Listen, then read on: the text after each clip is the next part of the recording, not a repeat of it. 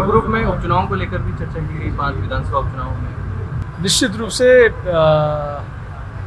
आगामी कार्यक्रम में विधानसभा चुनाव भी एक पार्ट है।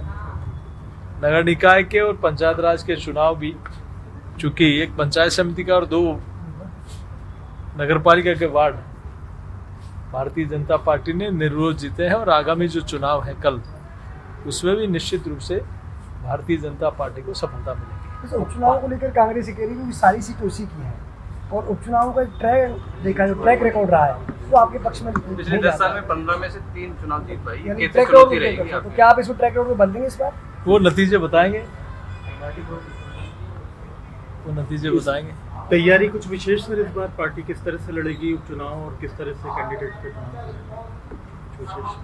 देखिए, पार्टी हमेशा से चुनाव छोटा हो या बड़ा हो, जनरल इलेक्शन हो या बाई इलेक्शन हो, उसको निश्चित रूप से गंभीरता से लेती है और उसी निमित्त हम सब लोगों की तैयारी इस दिशा में हो रही है।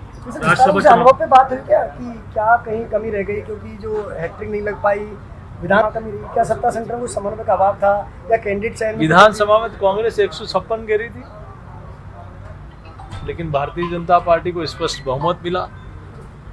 लोकसभा चुनाव में आशा के अनुरूप रिजल्ट नहीं आ पाया, लेकिन हम लोग आने वाले समय में और जो चुनाव है बाकी चीज़ों में निश्चित रूप से भारतीय जनता पार्टी से सफलता मिले पार्टी को, इसके लिए निश्चित रूप से सब लोग मिलकर प्रयास करेंगे। और जहाँ तक सत्ता और संगठन का सवाल है, वो एक मुखी होकर सब लोग मिलकर, एक सिक्के के 2 पहलू हैं और सब मिलकर इस दिशा में काम कर रहे हैं।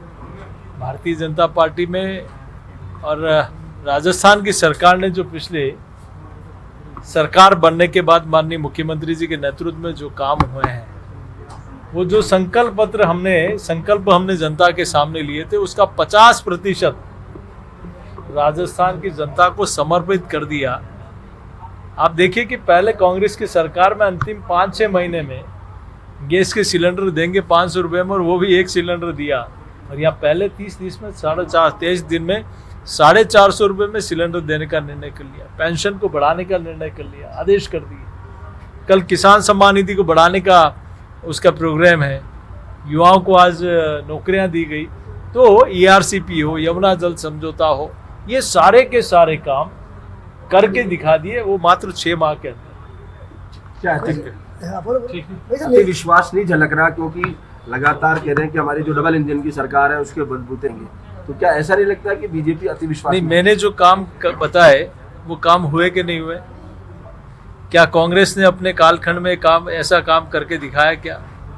जो वादे किए उनको पूरा किया क्या? और हमने मात्र अभी 6 माह के अंदर ही इतने कामों को करके राजस्थान की जनता को समर्पित किया। लास्ट सवाल, आपके कुछ नेताओं के बयान पार्टी को मुश्किल में डाल देते हैं कई बार, क्या उसको लेकर चर्चा? देखिए, कोई भी नेता हो पार्टी से बड़ा नहीं है, और ऐसे कोई बयान पार्टी से इतर जाके देते तो निश्चित रूप से इस विषय पर सबसे बात की जाए।